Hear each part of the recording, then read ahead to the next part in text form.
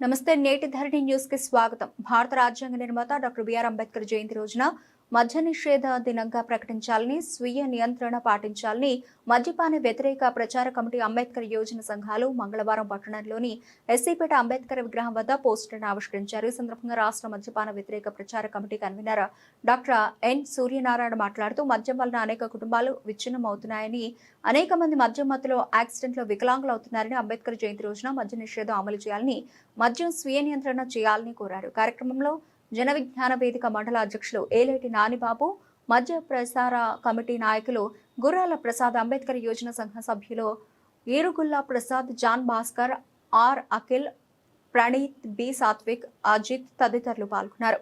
అంబేద్కర్ జయంతి రోజున మద్య విక్రయాలు జరపకూడదని ఆ ఒక్కరోజు మన వాళ్ళందరూ అంబేద్కరిస్టులు, బుద్ధిస్టులు, అంబేద్కర్ ఉత్సవాలు జరిపే సమస్తం కూడా ఆ ఒక్కరోజు స్వీయ నియంత్రణ పాటించి ఒక పిలుపునిద్దాం.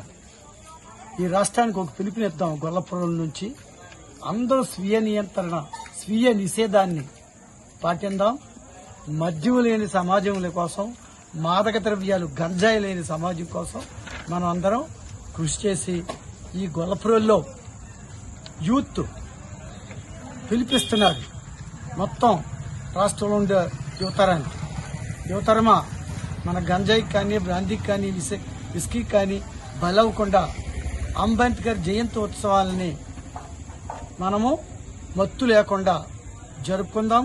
అదేవిధంగా ప్రభుత్వ వారికి కూడా మేము గాంధీ గారి జయంతికి ఎలాగైతే ఆ మహనీయుడు జాతిపిత గాంధీ జయంతికి ఎలా అయితే మద్య విక్రయాలు ఆఫ్ చేస్తున్నారో, అలాగే రాజ్యాంగపిత జన్మదిన రోజు కూడా మద్య విక్రయాలు ఆఫ్ చేయాలని గొల్లపూరి యూత్ ప్రభుత్వానికి తెలియజేస్తుంది.